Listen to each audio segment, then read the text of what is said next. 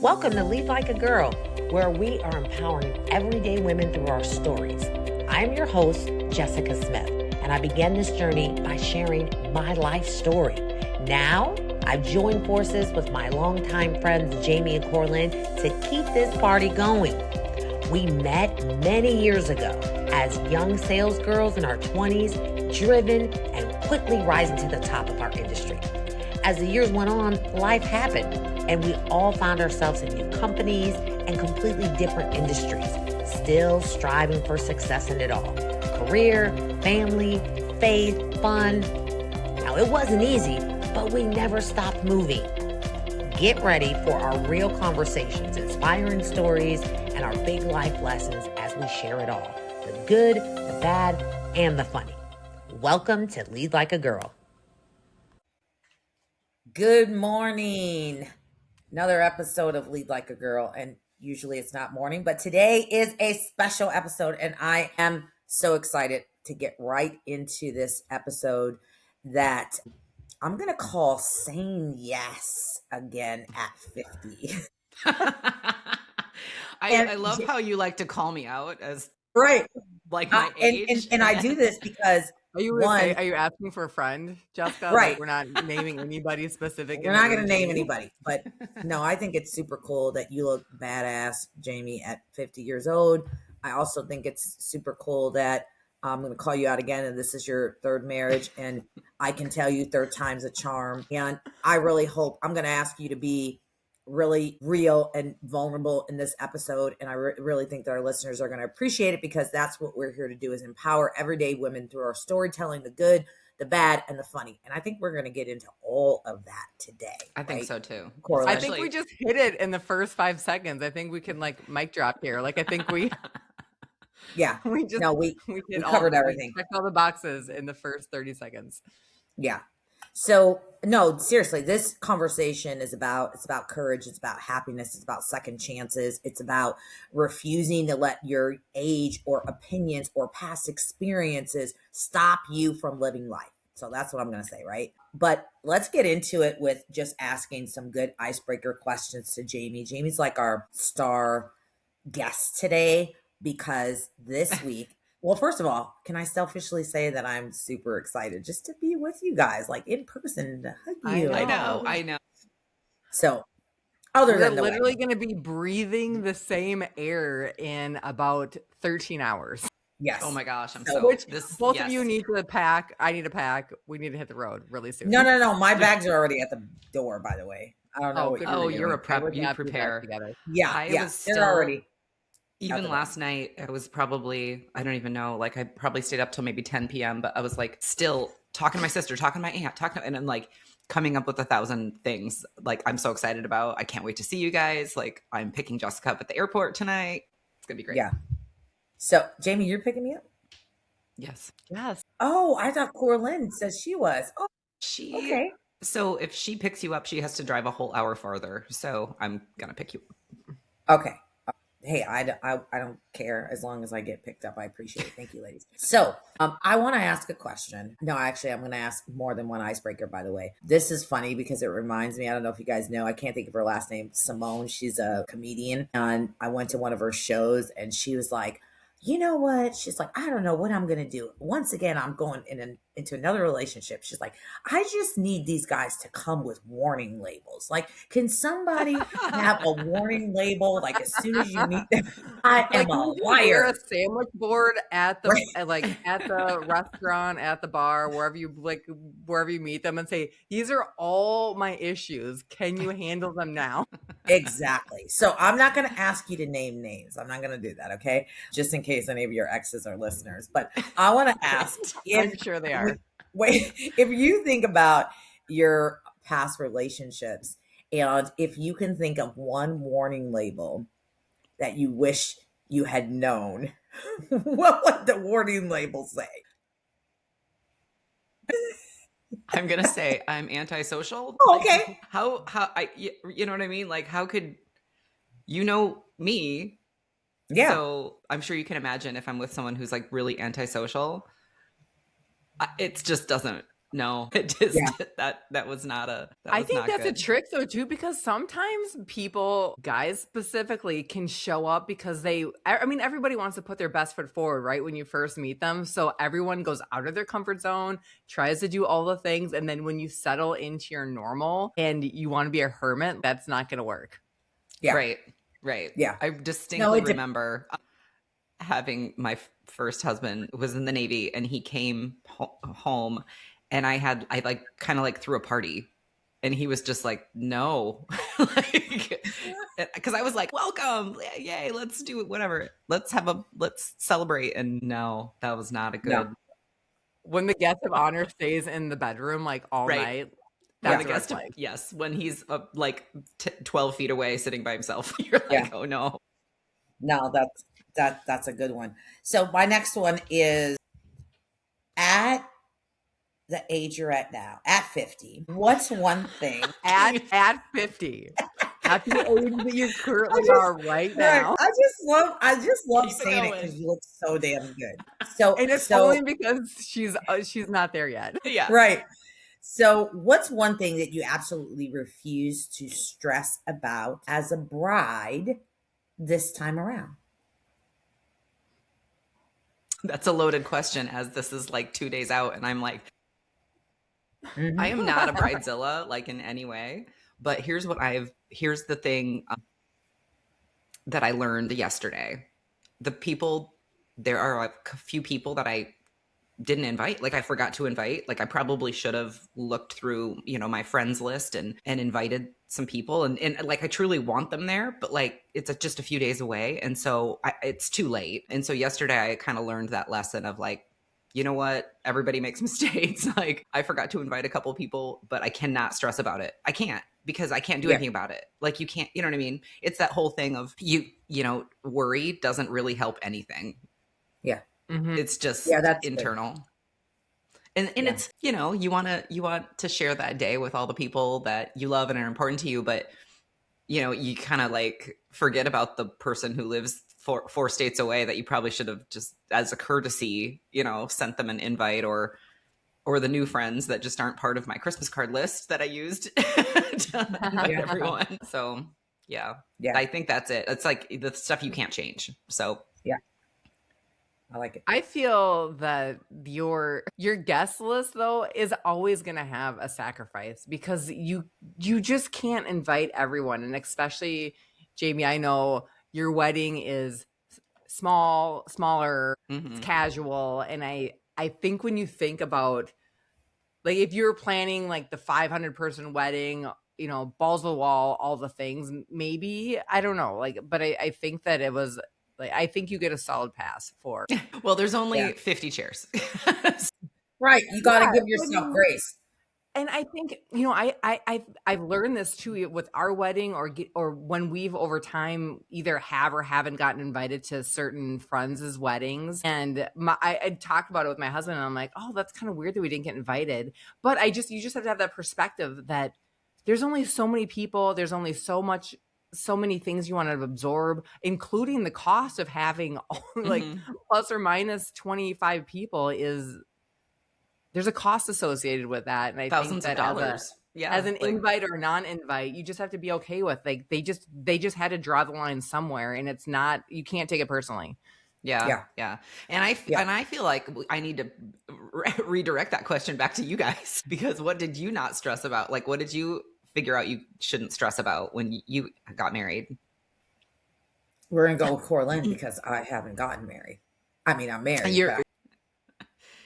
I will say this. My mother-in-law, I had my wedding at my husband's family owned a restaurant that used to be a golf course. And so in our town, this restaurant was known as a great place to have a wedding, because my mother-in-law has 20 green thumbs. She's got gardens, she's got flowers, a big green lawn, like everything. And they did a lot of events at their restaurant. And as we were getting ready to make all the details, she kind of pulled me aside and just gave me the absolute best piece of advice that I ever had. And she said, I worked with a lot of brides, a lot of bridezillas in my life, and I will share this with you, that there's going to be something that's not going to happen the way that you want. And you're just making memories. And so if everything happened according to plan, you're not going to have anything to talk about. And so something's going to happen. And I would just encourage you to just let it off. Because at the end of the day, you guys are going to be Shit married. happened. You love each other, and nobody is going to remember, but they will remember how you showed up and like what it looked like, how they felt leaving the event. And that's the most important thing, that we're just, and I've said that so many times, and I've passed along that advice to all, especially all of my husband's like youth kids that are getting married. When we've gotten a chance, like you're just making memories. We're making a good story. And the other thing too, I'll just, as I'm on my little soapbox here, is that some people think that their weddings, whether it's 50 or whether you're 22 or whatever, is that this is the most important day of your life. And that's what they think. And at some point, somebody told us, is like, I hope this is not the most important day of your life, because you're starting this new adventure with the person that you love. And we just pray over that you're going to have so many better, more fantastic, more profound, more impactful days, that this is not going to be the best day. It's going to be a great day, but hopefully it's not the best. Yeah. So that was 2 gems dropped in one. There you go. So Lord, thank you for that. But I'm on a roll. And mine is hashtag shit happens. So don't worry about it. That's your timeline. You can go, you're making memories, or stuff happens. Yep. So let me ask you, Jamie, did you ever think that you would get married again, and why or why not? I'm going to be completely transparent right now. I've been engaged 5 times. Okay. Wait. Are those engagements? Lady, people want. Wait. Let me. Why do people want to wake me up? Wait, I want to specify. Are those the ones that didn't turn into marriages? So in addition to the other 2? Total. So there's 2 there's 2 that did not turn into marriages, and 3 now that have. But full disclosure, the first one I was like 18 years old. That's okay. So I think we can throw that one out. No, it still counts. It still counts. Did they put a ring on it? Did you get a ring on it? They did. Yeah, it counts. It was the most tacky thing. Like literally, it still counts. We were in a hot tub at a hotel, like in a hot tub, and it was in like it looked like a fake rose, and you opened it up and then the ring was in there. Like at the time I was like, oh, this is the most romantic, whatever. Yeah, no, that did not happen. That ended quickly. I actually have never had the desire to have a wedding, and or was not sure if I would ever get married again. But when I met Brad, it's just, everyone always says those things where they like, you just don't know until you know, like when the right person comes along, like it's completely different.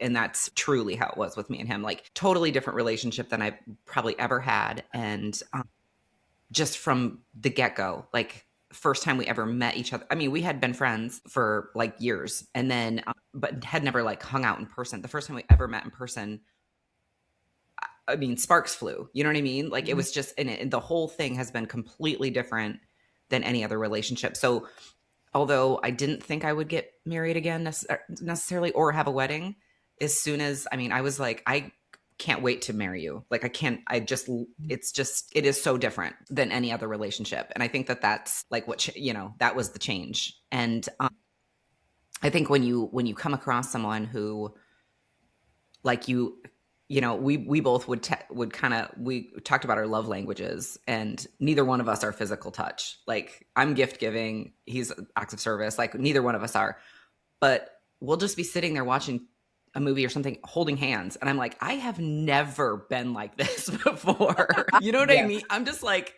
you know what I'm saying by that? Like, I've just never been like that before. We don't even notice we're doing it. You know what I mean? Like who sits on the sofa watching a movie holding hands? Like we do that.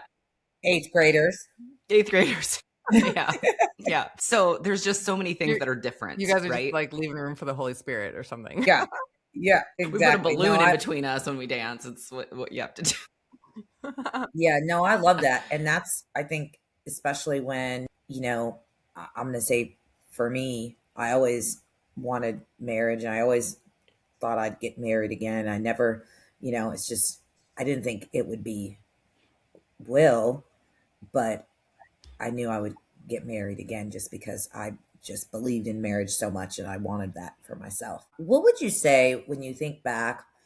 What have you learned? And not that I want to keep reverting back to your exes, but I think they're important because each relationship, each marriage teaches us something, and not just about the other person, but about ourselves. So, what Oh would you yeah. say that you have learned about yourself through all of the pain and heartbreak and healing?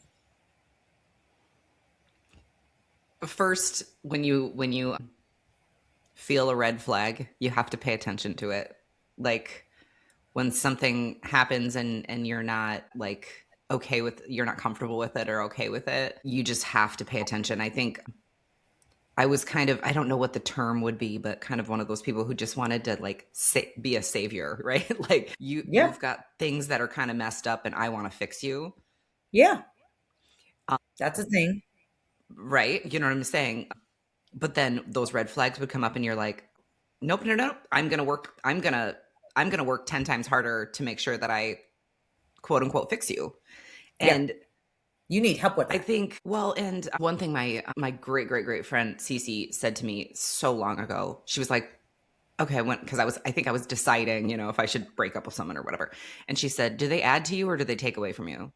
Mm, And I've just kept that in my head, and unfortunately, that didn't always work because like I said, I was sure. trying to fix people, but I think that's probably one of the best lessons, right? It's, are they adding to you or are they taking away from you?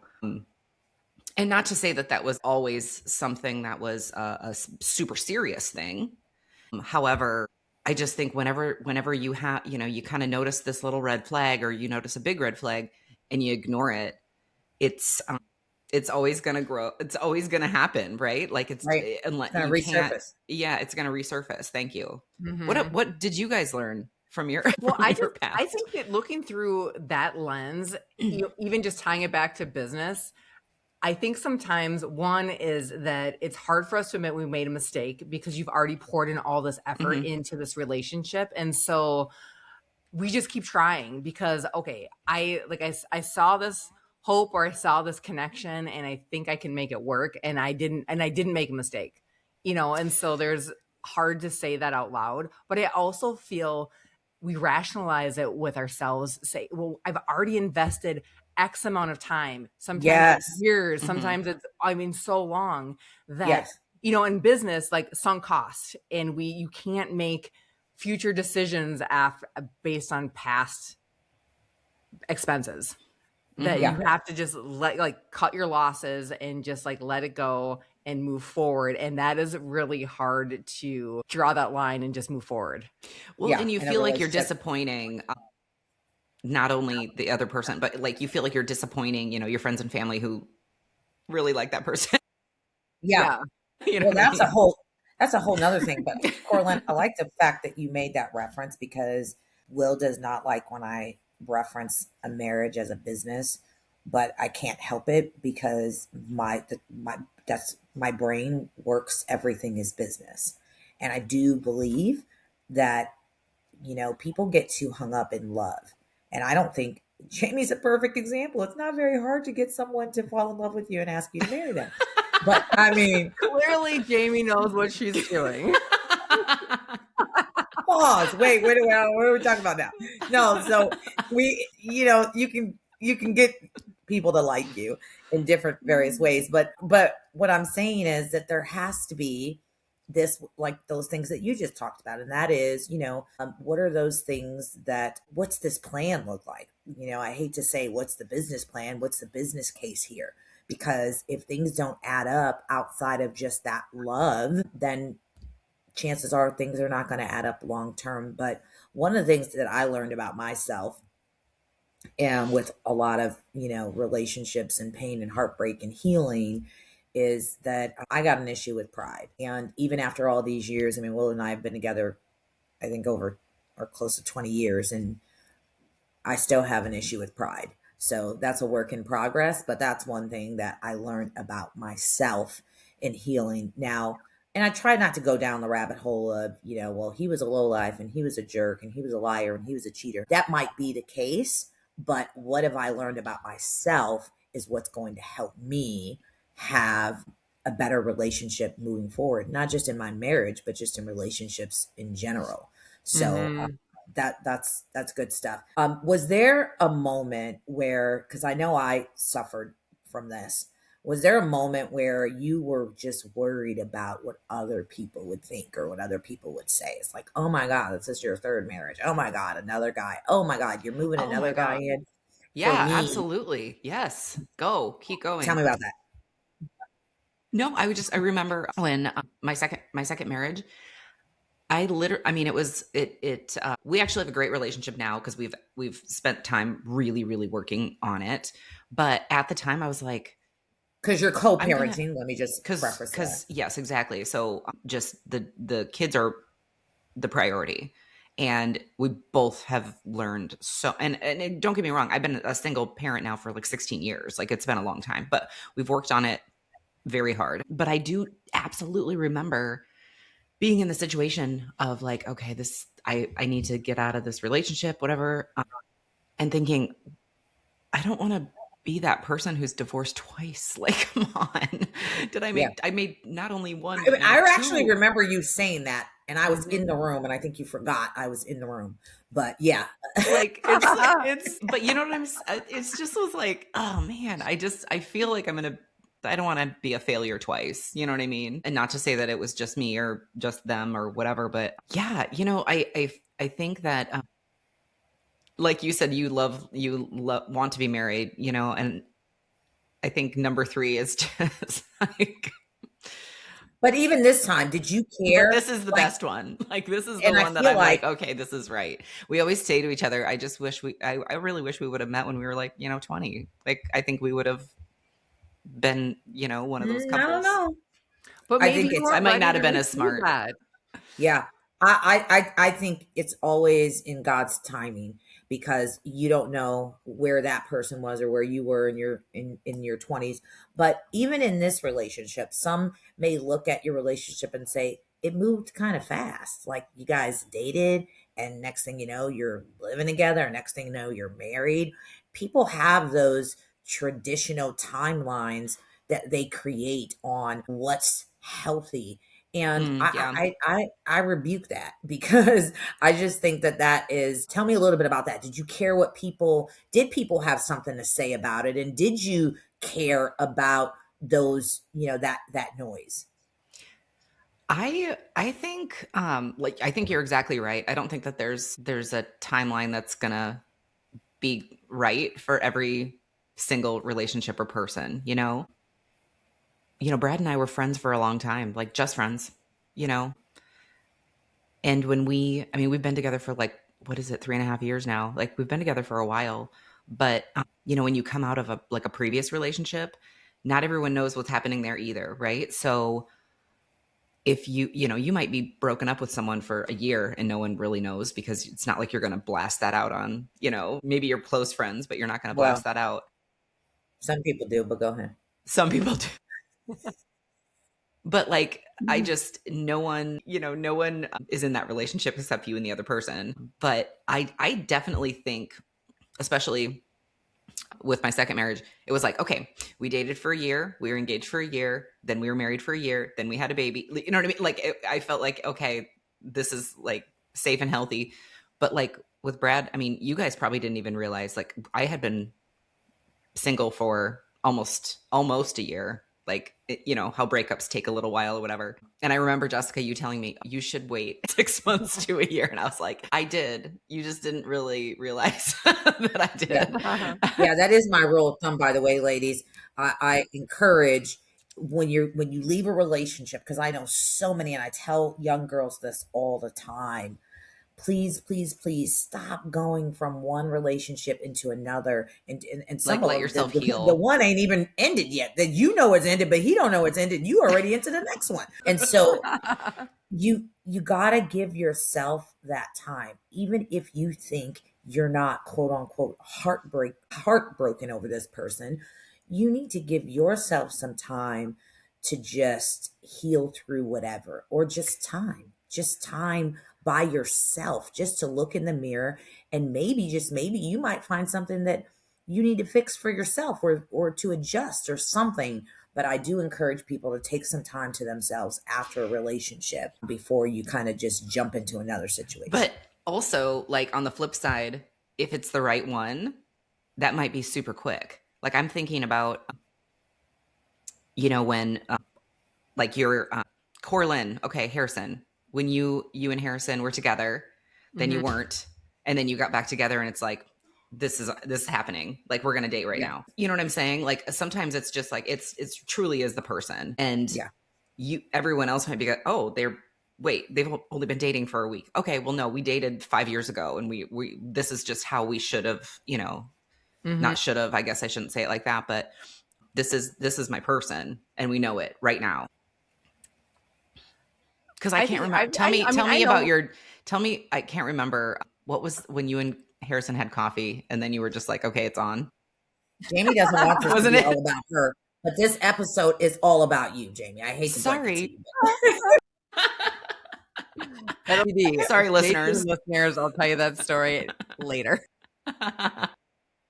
Because I'm just excited. I'm excited and happy to be in the audience and see this, because I know the history, and I'm just proud of you for taking the leap of faith and not losing sight of, I want to do what makes me happy. So let's get into this wedding chaos, because it doesn't matter who you are, how well you plan, how big or small the wedding is, there's always chaos. So be honest, how stressful has this wedding planning been for you?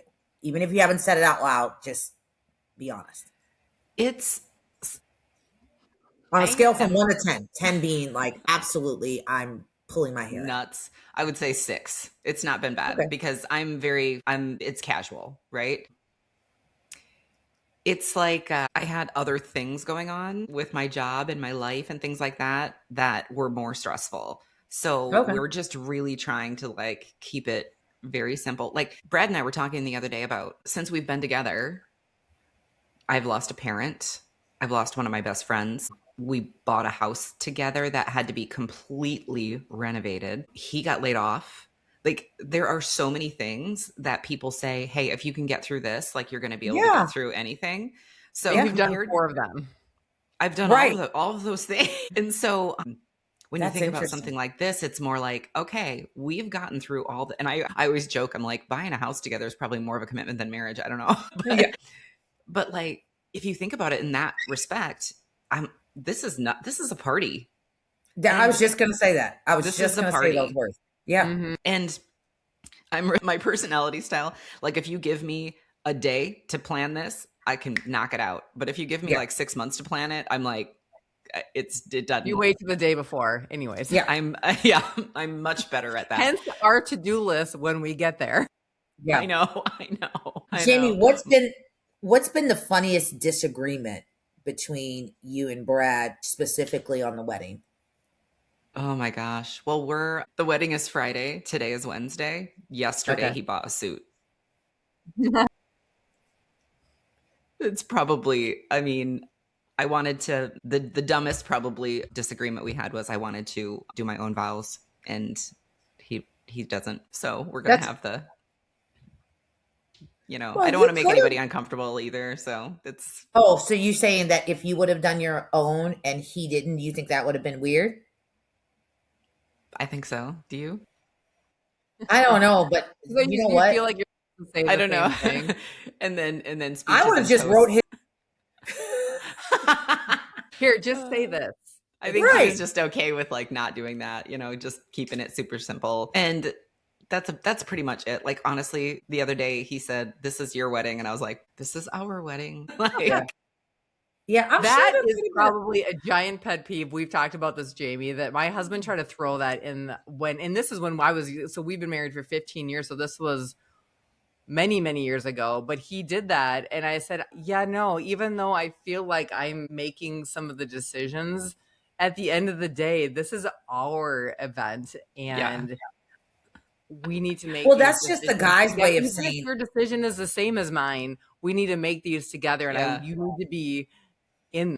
Yeah, but that's just a guy's way of saying I don't care. It's whatever you want, and I love that, because then, and I even think, though I think that's fair, but also I think that there's, I mean, this transcends a lot of decisions that I feel like as wives we make, because just because we care a little bit more doesn't mean our husbands are off the hook with major decisions. Well, you just decide that means that you have to figure out all the logistics for whatever it is the project is. Like, I just feel like there's a little bit of, you need to have some buy-in, even though you don't maybe not have an opinion, you still have some responsibility in the situation. And I will just leave it at that. Yeah. Jamie, was there anything small that unexpectedly became a huge deal? Well, not yet. Okay, good. Please let's not put that out into the universe, though. Can you retract that? Are you nervous, or are you surprisingly just calm?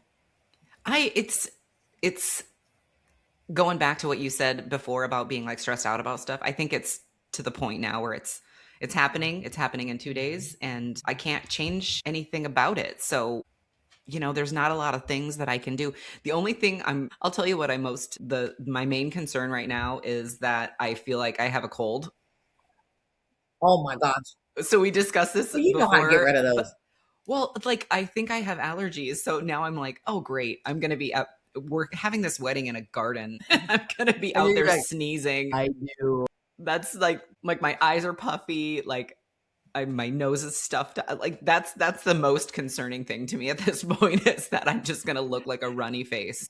In general, watching you plan this wedding, you take a young bride, whatever.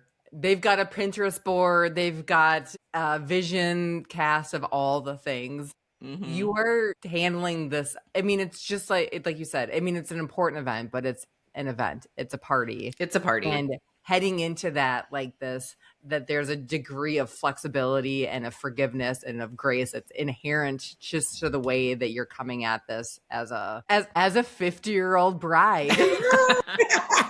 Don't you think? Like, you're just managing it like you'd manage any other event, right? Like, it's just like, it's a bigger and it has more importance, clearly, but yeah. Do we still have a time to get a t-shirt made that says 50-year-old bride and then on back lead like a girl? Do we still have time for that? We got 2 days. Yeah, I think we can make it happen. How many times are you going to call me a 50-year-old like in this episode? Until she turns 50, and then we're like, zip it. It wasn't, the 50 wasn't even a thing until you were a 50-year-old bride. So now it's actually a whole thing there. So I was looking at my mom's. It's an image. You're our avatar. Yeah, there we go. I was looking at my mom's wedding photo the other day. She got married for the second time when she was 45 and was the happiest. I was going to say, what do you remember about that day? Oh my gosh. She was so in love with him. Like, they fought, they were sarcastic with each other, but they like just had so much fun, and they were such a great couple. And he passed away. Gosh, it's probably been almost 5 years now, in a car accident. And she passed away last year. And like, if you think about like the like kind of like the dream relationship, they had that, and it wasn't like it was great all the time. Don't get me wrong.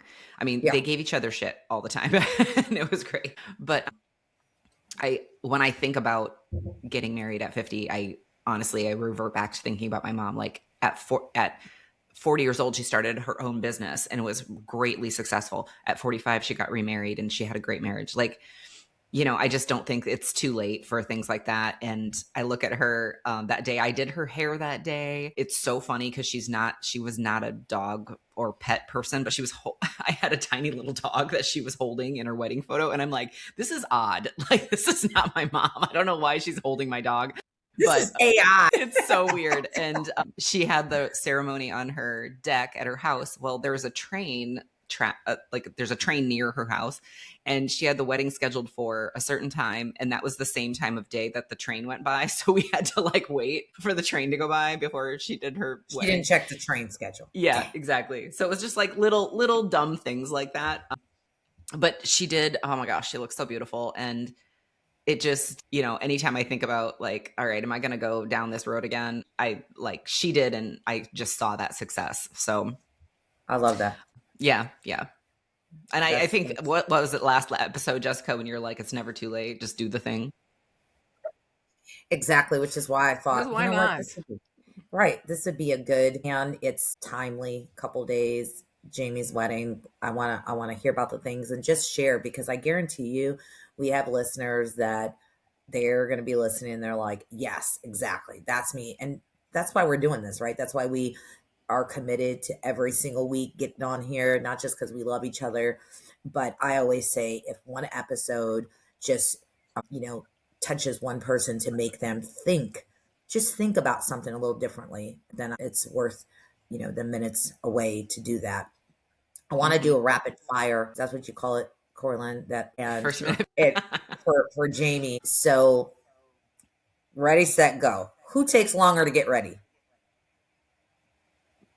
Got to be faster than Probably Brad. Sorry. I'm really fast. I want you to think about it too long. Okay. Who apologized first after your last disagreement? Brad. Who is more emotional about the wedding? Me. Well, Biggest. I don't know. We might be the same. Who made the biggest? I'm trying to make him cry. Okay. Who made the biggest wedding splurge? Brad. With that suit yesterday, right? Okay, so and who had this might be the most unexpected wedding expense? You or Brad? Me. One word describing your fiance. One word. Funny. What's one thing that you wish you knew before you got married the first time about marriage? Communication. Or maybe, I don't know if that's the right. Yeah. grammar. How to communicate. Yeah, how this communication thing works, because just like being a mom, being a wife, this thing does not come with a book of instructions. And I feel like even after 5-10 years where you think you got it figured out, guess what? You got a whole host of new problems now, right? Now it's like a whole new problems that you couldn't have until you've been married for 20 years. Yeah. Right. Well, and two, like blended like we didn't talk about this, but blended families, right? Yes. Mm-hmm. Where are the instructions on that? You know what I mean? Right. When do I get to cuss your kids out like I cuss mine out, right? Like when does that happen? Can't wait to get there. So listen, I want to thank you, Jamie, for being vulnerable and honest in this conversation. And I want to just reinforce that there is no expiration date on joy, love, healing, and new beginnings. We want to just encourage all of our listeners, whether it's your first chapter or your fourth, you deserve happiness is the bottom line. And remind listeners that we hope that, you just share this with someone that needs it, would enjoy it. I don't know. What else do you guys got? You got any closing thoughts here? I'm just so excited for you, Jamie. Obviously, I've known you since I've been 22 years old. So it's been a minute. Too long. Don't tell everybody your age, Corlin. No, because I don't know how you're 50 and I'm like 31, but whatever. However they met. You were babysitting me when we met. No, I'm just super excited. This week is going to be super fun. I can't wait to get there and just celebrate you just being so happy, because I think Jessica would agree with this, that this is the happiest that I've seen you with somebody else in a super healthy relationship with somebody who understands you and celebrates you in all the ways that you deserve. So I'm super excited for that. Yes. Is that part of your speech? No, I'm practicing. What? You have a speech? Can you get me a bouquet? I told Brad. I will exchange you one speech for a bouquet of flowers. Yes. I just told him last night that Corlin and I, she's like, wait, do I have to make a speech? And I'm like, you don't have to. But she's like, do you want me to? I'm like, yes.